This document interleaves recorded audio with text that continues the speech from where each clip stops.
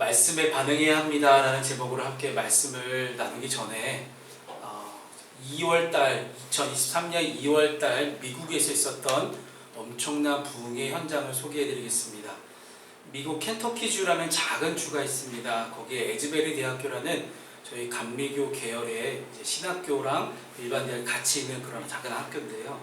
여기서 2월 8일 날 있었던 채플을 마치고 이제 한 25명 정도 되는 학생들이 남아서 기도하라는 그런 주님의 음성을 듣습니다.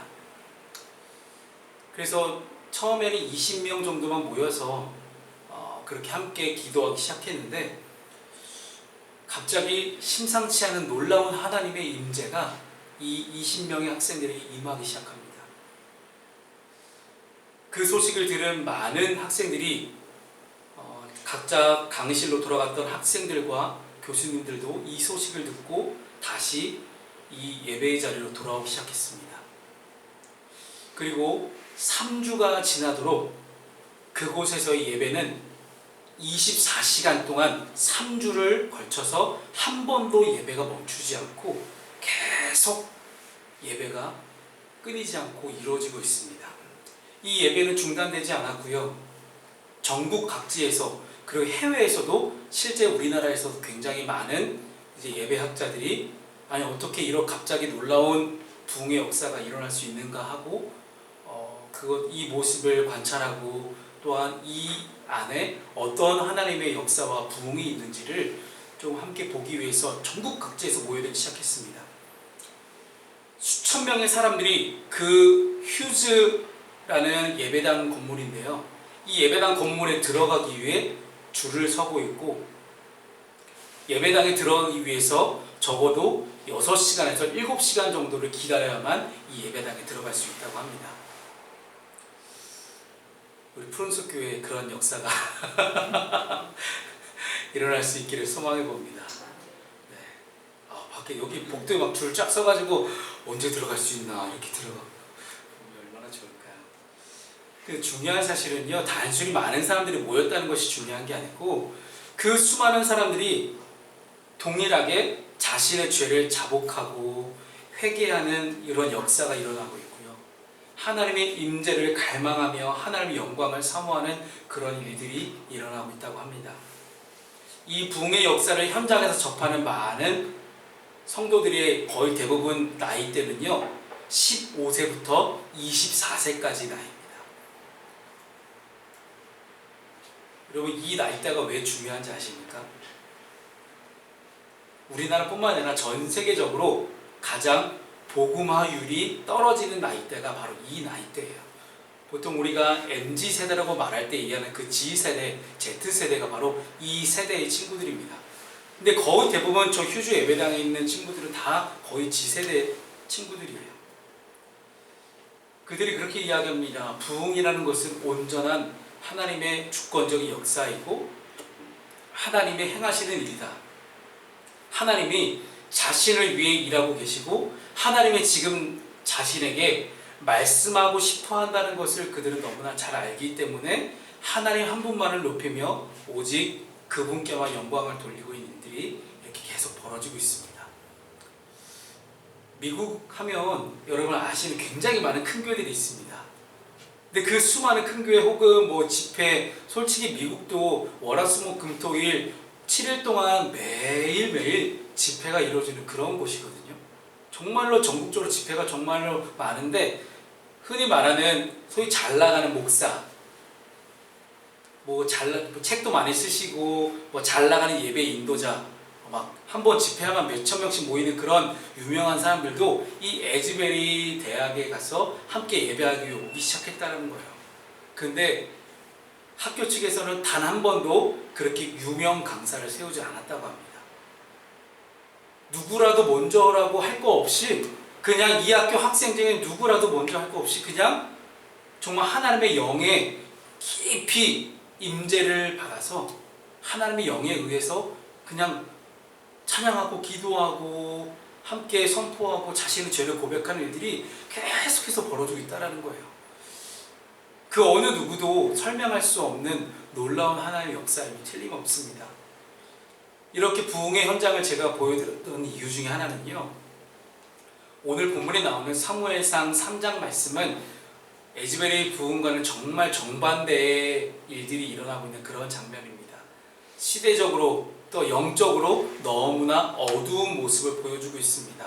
마치 하나님이 세우신 이스라엘의 나라가 당장이라도 무너질 것 같은, 당장이라도 실패할 것 같은 그러한 모습을 풍겨지는 것이 바로 오늘 본문의 이스라엘 모습이에요.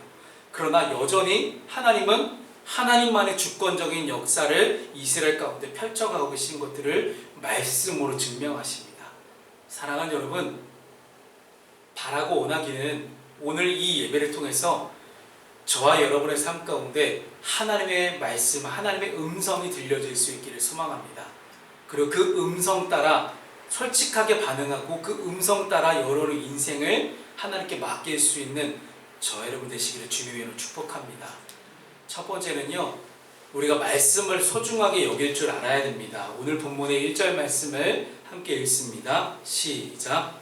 아이 사무엘이 엘리 앞에서 여호와를 살필 때에는 여호와의 말씀이 희귀하여 이상이 흔히 보이지 않았더라. 아멘.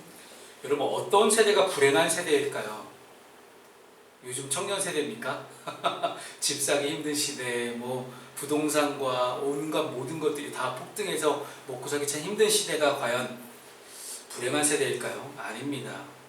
정말 불행한 세대는 하나님의 말씀을 듣지 못하는 세대가 불행한 세대입니다. 구약성경 하나님을 보게 되면 하나님은 모세와도 직접 말씀하시고 여호수아에게도 직접 말씀하셨습니다.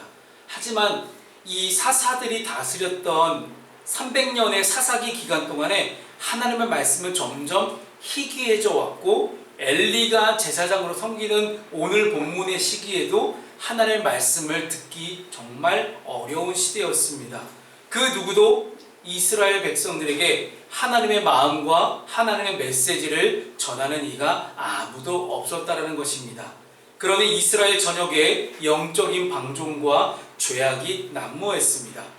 더 심각한 사실은요, 엘리 제사장이 뒤를 이어 제사장의 직분을 이어받아야 하는 엘리 제사장의 두 아들 홈니와 비느하스가 먼저 나서서 죄악을 저지르는 일에 앞장섰다라는 것입니다.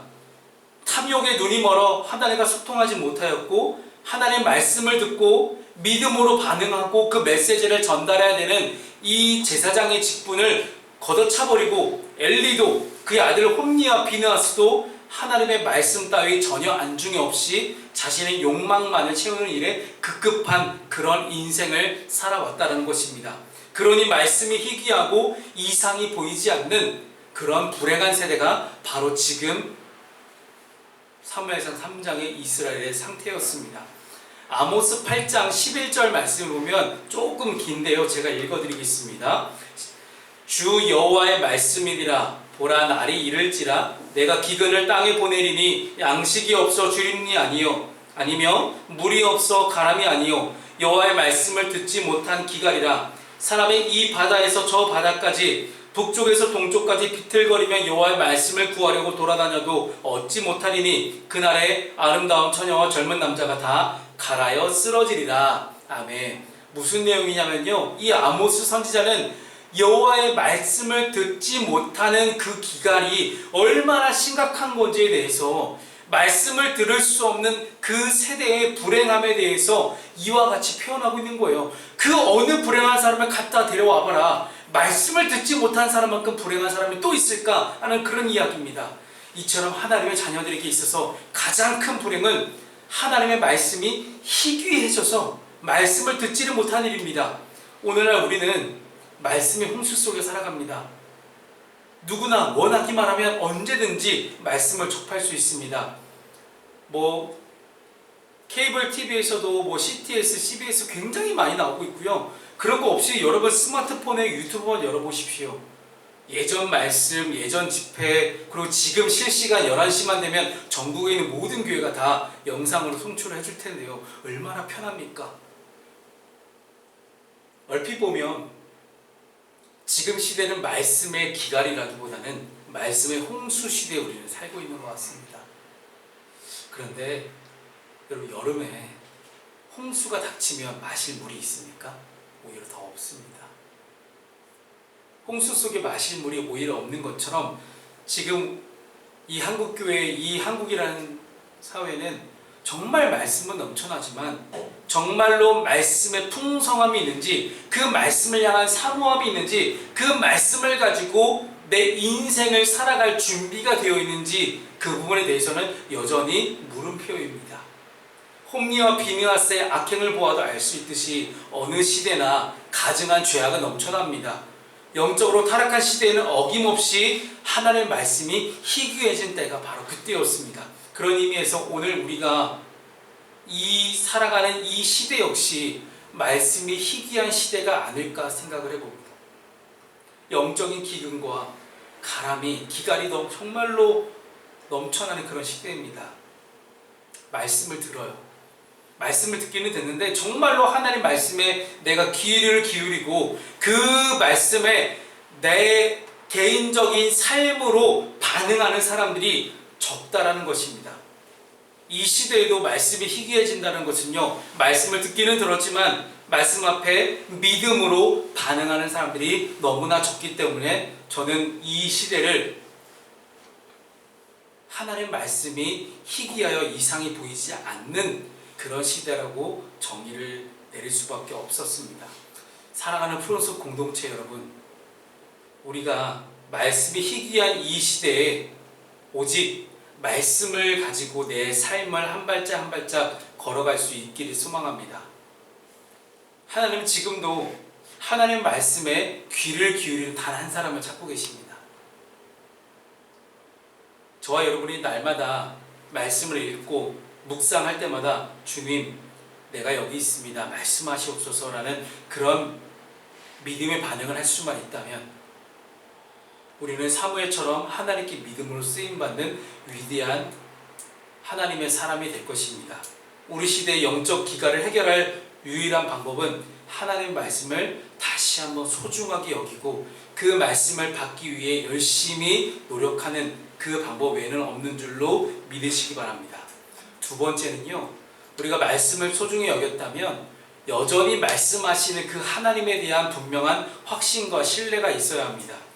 오늘 본문은 우리가 잘 아는 사무엘의 소명 사건입니다. 소명이라는 단어는 부르심이거든요. 하나님께서 이 아이 사무엘을 부르시는 이야기는 우리가 어렸을 때부터 교회학교 시절부터 늘 들어왔던 말씀이에요. 사무엘의 어머니 하면서 자식이 없어서 어떻게든 하나님께 기도하며 울며 불며 기도했던 한 여자 이름이 누구지? 라고 했더니 우리 지연이가 한나요. 아마 우리 지연이는 평생 한나라는 이름을 안 까먹을 거예요. 그렇게 질문과 대답을 하는 이 말씀 속에서 자신의 삶을 어떻게 하면 투영시킬 수 있을까에 대한 그런 고민들이 우리 안에 있어야 됩니다. 지금 오늘 본문을 보게 되면요, 여호와의 말씀이 희귀해서 그 시대가 영적으로 어두웠고 암울했다는 사실을 어떻게 표현하냐면 2절 말씀으로 표현합니다. 2절 말씀 함께 읽을까요? 시작. 엘리의 눈이 점점 어두워가서 잘 보지 못하는 그때에 그가 자기 처소에 누웠고. 아멘. 오늘 본문은요, 엘리의 눈이 점점 어두워져가는, 물론 나이가 들어감에 따라서 눈이 어두워진 건 맞습니다. 그러나 성경 이 저자는 엘리의 육적인 상황과 영적인 상황을 함께 이야기하고는 표현이 눈이 어두워졌다는 것으로 표현하고 있습니다. 이 시대의 어두움, 이 시대의 말씀이 기갈렸고 그리고 희귀해지고 이상이 보이지 않는 시대는 왜 그러냐? 제사장이 영적 어두움에 빠져 있었다는 것이죠. 하나님은 엘리 가문을 제사장 직분으로 세워서 축복하셨습니다. 그리고 그들에게 엄청난 특권을 주셨습니다. 하지만 엘리와 그의 아들들은 그 제사장 직분을 우습게 여기고 하나님을 존중하지 않고 쉽게 여겼습니다. 엘리는 도리어 그의 아들들을 하나님보다 더 중요하게 생각했어요. 그래서 자신의 아들들이 하나님을 떠나서 온갖 악행을 저지르고 있는데도 불구하고 그 아들들을 만류하지 않았다는 것입니다. 여러분, 우리가 영적인 부모로서 자녀에게 해줄 수 있는 최고의 축복은 믿음과 신앙을 유산으로 물려주는 것입니다. 그리고 자신의 자녀가 잘못된 길로, 하나님을 떠나는 길로, 하나님을 반대하는 길로 걸어갈 때 어떻게든 자신의 자녀를 하나님께로 돌릴까 하는 그런 고민을 할 수 있는 그런 부모가 바로 진짜 참된 부모이고 하나님이 주신 부모로서의 사명을 잘 감당하는 사람입니다. 그러나 엘리는 하나님을 업신여기고 탐욕으로 눈이 어두웠기 때문에 이스라엘에도 여호와의 말씀이 희귀해지고 엘리 가문도 결국은 망하게 되는 일들이 오늘 본문 가운데 나타납니다. 아무런 희망이 보이지 않습니다. 근데 그 상황을 하나님은 또다시 역전시키십니다. 그 역전의 단어가 3절에 나오는 등불이 아직 꺼지지 아니하였다라는 그런 정말로 중요한 단어예요. 등불이 아직 꺼지지 않았고 사무엘은 하나님의 궤에 있는 여호와의 전 안에 누워 있었다. 엘리도 똑같이 누워 있습니다. 엘리는 자기 처소에 누워 있고 오히려 반대로 아직 제사장 직분을 받지 못한 사무엘이 오히려 제사장을 대신해서 여호와의 궤가 있는 하나님의 성전에 오히려 사무엘이 누워 있는 그런 상황이에요. 그래서 하나님은 꺼지지 않는 등불로 사무엘을 삼고자 하셨습니다. 여러분, 사람은 실패할 수 있습니다. 그러나 하나님은 결코 실패하지 않습니다. 사람은 포기해도 하나님은 결코 당신의 영광을 포기하지 않는 그런 하나님이십니다. 하나님이 처음에 꺼내들었던 카드는 엘리라는 사람이었습니다. 물론 엘리가 하나님을 떠나고 하나님을 등지기 시작하고 하나님께 죄악을 행하기 시작한 그때부터 하나님은 엘리를 대신할 수 있는 또 하나의 새로운 히든 카드를 준비하셨는데 그것이 바로 사무엘입니다. 근데 그 사무엘은 아이를 낳지 못하던 한 여인 한나로부터 하나님이 보내주신 그런 귀하고 복된 아들입니다. 하나님은 하나님의 역사를 통해서 한나라는 한 여인의 기도를 통해서 이스라엘 민족을 다시 한번 세워가기로 하셨습니다. 하나님은 지금까지도 수많은 사람들이 세워오셨습니다. 성경 말씀에 보면요, 하나님이 세우신 첫 번째 인간은 아담이었습니다. 근데 아담도 실패했습니다. 아담도 하나님을 떠나서 하나님 명령을 거역하기 시작했습니다. 불순종을 했죠.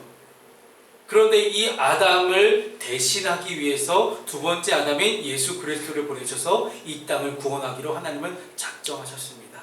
즉 그렇다는 것은요, 하나님은 여전히 사람을 대안으로 선택하시고 그 사람을 통해서 새로운 일들을 행하시고 준비하시는 분이 우리 하나님이라는 사실입니다. 이것을 통해서 우리는 시대가 어두워도 영적인 기근이 우리에게 계속해서 닥쳐온다 할지라도 하나님은 지금도 이 시대에도 2023년에도 이 3월 12일에 예배하고 있는 저와 여러분 가운데도 하나님은 하나님의 말씀에 반응하는 그 단 한 사람을 지금 찾고 계십니다. 그리고 들을 준비가 되어 있는 그 한 사람, 들을 귀가 있는 그 한 사람, 말씀 앞에 자신의 인생을 걸고 믿음으로 반응할 수 있는 그 한 사람을 통해 하나님의 역사를 새롭게 시작하십니다. 오늘날 이 시대에 더 이상 부흥은 없다 라고 많은 사람들이 이야기하지만 하나님은 에즈베리 대학교에서의 부흥의 역사를 일으키신 것처럼 전 세계 어디든지 방방 곳곳에서 모든 민족이 예배하는 가운데 그 모든 예배 가운데 하나님은 부흥의 역사를 일으키고 싶어 하십니다. 그 현장에 많은 사람들이 이 일은 오직 하나님의 열심으로만 일어날 수 있는 일이다 라고 그렇게 고백합니다. 우리 가운데, 우리 푸른숲 교회 공동체 가운데 이러한 하나님의 임재와 역사가 오직 하나님의 주권적인 일하심으로 반드시 이루어질 수 있기를 주님의 이름으로 축복합니다. 엘리 가운데 엘리라는 가문, 엘리라는 한 사람, 엘리라는 제사장 한 사람을 통해서는 하나님을 실패하신 게 맞습니다. 그러나 오늘 말씀에 하나님의 등불은 아직 꺼지지 않았다 라고 하나님이 직접 선포하신 것처럼 하나님이 여전히 꺼지지 않는 한 등불을 가지고 이 세상에 빛으로 살아갈 한 사람을 찾고 계십니다. 지금 이 시대에도 여전히 하나님에 대하는 사람입니다. 하나님의 부르심에 믿음으로 반응하며 순종하며 나아갈 수 있는 저와 여러분 될 수 있기를 주님의 이름으로 축복합니다.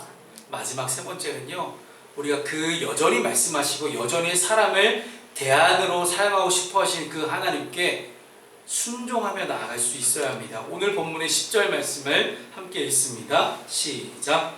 여호와께서 임하여 서서 전과 같이 사무엘아 사무엘아 부르시는지라 사무엘이 그대 말씀하옵소서 주의 종이 듣겠나이다 하니. 아멘.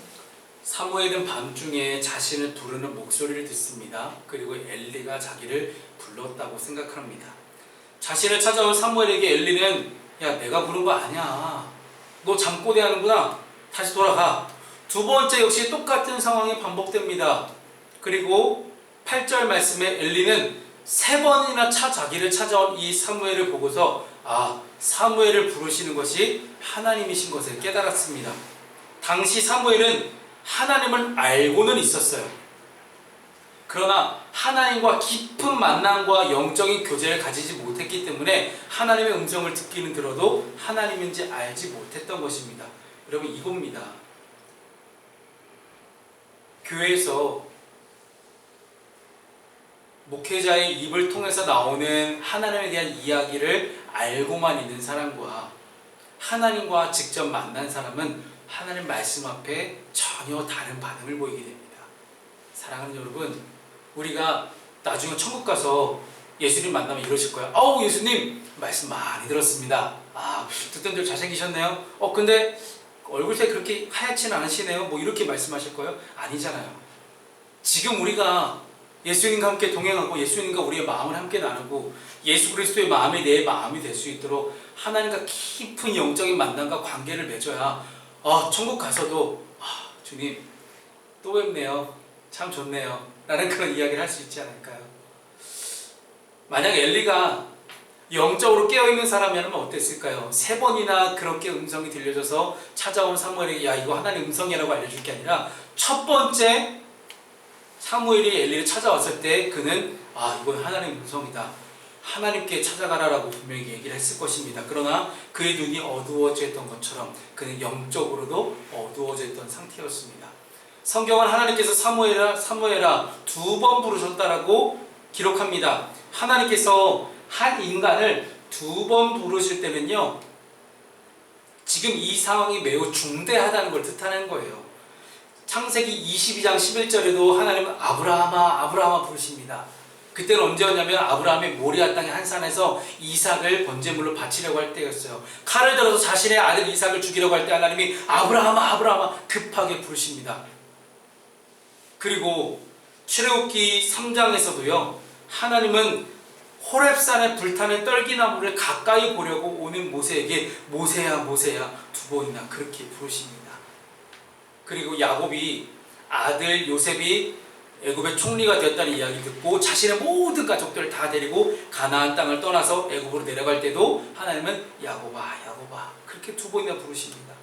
이런 부르심 앞에 사무엘이 뭐라고 대답합니까? 말씀하옵소서 주의 종이 듣겠나이다 라고 대답하며 순종하는 반응을 보입니다. 이는 어떠한 명령이 있더라도 믿고 따르겠다는 분명한 확신의 표현, 마음의 표현인 것으로 보여집니다. 그렇다는 것은요, 우리가 하나님의 말씀 앞에 반드시 해야 될 첫 번째 원칙, 첫 번째 행동, 첫 번째 반응은 순종입니다. 여러분 잘 아시듯이 신명기 6장 4절 말씀은 굉장히 중요한 말씀입니다. 하나님께서 이스라엘 백성들이 광야를 지나서 가나안 땅에 정착했을 때 이제는 어떻게 하나님 믿고 살아가야 되는지에 대한 분명한 율법을 주시면서 이스라엘아 들으라 쉐마라는 그러한 명령을 내리십니다. 쉐마 들으라라는 뜻이거든요. 이 들으라는 것은요, 경청하고 순종하라는 그런 의미를 담고 있습니다. 하나님께서는 하나님의 말씀을 주의를 기울여서 듣고 순종하고 따르는 그 사람에게 말씀하고 싶어 하십니다. 그래서 들으라, 일단 들으라. 어떻게 들으라고요? 경청하고 순종하는 마음으로 들으라 라는 것이에요. 또한 청종하는 자들에게 하나님 마땅히 복을 내려주실 것이고, 그러나 청종하지 않으면 반드시 멸하실 것이다 라는 그런 조건을 신명기 28장의 마지막 부분에 달게 됩니다. 신명기를 시작하면서는 들으라 이렇게 하시고, 그 다음에 마지막을 신명기를 마치면서는 근데 이 많은 명령들을 네가 지킬 거야? 그럼 내가 감당할 수 없는 복을 내려줄게. 그러나 너 지키지 않을 거야? 경청 안 할 거야? 순종 안 할 거야? 그러면 너에게는 벌이 내려질 거라는 그런 분명한 조건적인 명령들이 다 신명기 안에 들어가 있습니다. 하나님께서는 하나님의 말씀을 청종하는 그 한 사람, 순종하는 그 한 사람을 하나님 원하십니다. 하나님은 지금도 그분이 부르실 때 말씀하옵소서 주의 종이 듣겠나이다 라고 그렇게 고백한 한 사람을 찾으십니다. 오늘 이 아침에 주님 앞에 나와 예배하는 저와 여러분의 삶 가운데 정말 하나님의 말씀을 듣고 믿음으로 반응하고 순종으로 응답하는 그 한 사람이 될 수 있기를 주님 이름으로 축복합니다. 말씀을 정리합니다. 지금 사진에 나오는 저분은 미국에서 한인교회를 목회하시는 분인데요. 워싱턴에 계신 저 목사님께서 실제 에즈베리 대학의 부흥의 현장을 보려고 비행기를 타고 날아가셨대요. 미국 땅덩이가 너무 크다 보니까 여기서 저기까지 비행기 타고 가야 되잖아요. 근데 그 켄터키 에즈베리로 가는 비행기 티켓을 정말 구하기 힘들 정도로 전국에서 수많은 사람들이 모여들고 있다고 합니다. 설교를 시작하며 제가 소개해드린 에즈베리 부흥은 지금은 이제 멈춰져 있습니다. 왜 멈췄냐면 학교가 운영이 되어야 되는데 너무나 많은 사람들이 학교를 찾아오기 시작하니까 학교가 정상적으로 운영되기 힘든 거예요.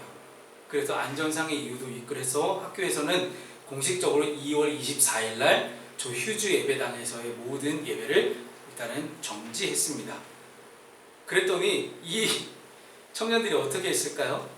이 수많은 청년들이 거리로 쏟아져 나오기 시작합니다.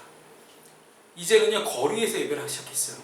기타를 하나를 메고 뭐 젬베 하나 치면서 그냥 거리에서 찬양하고 기도하고 예배하는 일들이 막 벌어지는 거예요. 학교 밖을 나와서 거리에서 예배하는 것까지 뭐라고 할 수는 없지 않겠습니까? 학교에서는.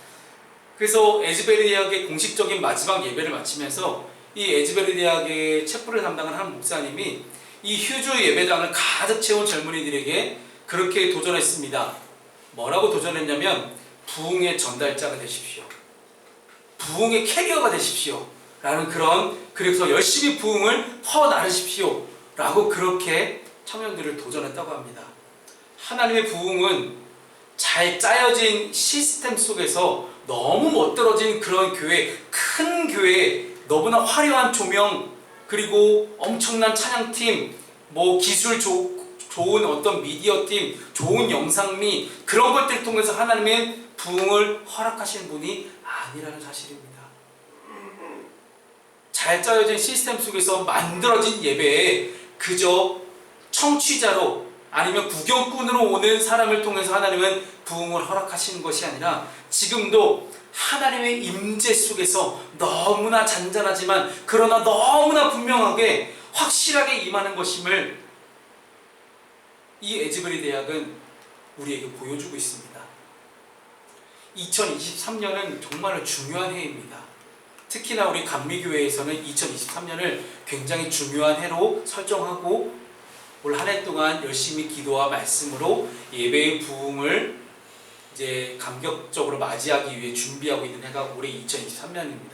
왜냐하면 여러분 1907년 평양 대부흥운동을 다 아실 겁니다. 근데 1907년에 이제 길선주 장로님을 통해서 이루어졌던 그 평양 대부흥운동의 시작이 뭐로부터 시작이 되냐면 1903년에 원산의 한 부흥 사경회부터 시작이 됐습니다. 감리교 선교사님이신 존 하디라는 이 선교사님께서 조선 사람들에게 솔직하게 고백합니다. 미안합니다 여러분. 내가 선교사라는 이유로 백인이라는 이유로 당신들 너무나 무시했습니다. 그랬더니 아무리 내가 말씀을 잘 준비하고 아무리 내가 예배를 잘 드리고 나서도 내 마음이 너무 불편한 것들을 느꼈습니다. 이 시간 여러분 앞에 내 죄를 고백하고 회개합니다. 저를 용서해 주십시오. 그렇게 고자세로 조선 사람들을 깔보던 저 백인 선교사가 솔직하게 자기 죄를 고백하는 걸 듣더니 수많은 조선 사람들이 앞에 나와서 하디 선교사님처럼 똑같이 자기 죄를 고백하고 들어가는 거예요. 그때 엄청난 하나님의 부흥이 1903년 원산에 임하기 시작합니다.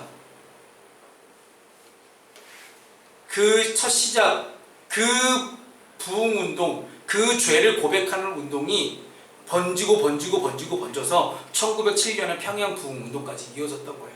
지금도 에즈베리 대학에서의 저 부흥운동이 미국 전역으로 번지고 있다고 합니다.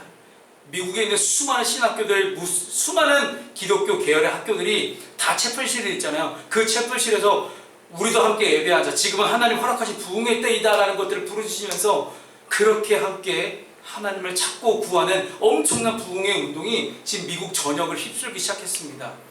1903년 원산에서의 부흥운동과 지금 120년 만에 나타난 2023년에서의 부흥운동은 모두 하나님의 말씀 앞에 지극히 겸손하게 서 있던 사람들을 통해 시작이 되었습니다.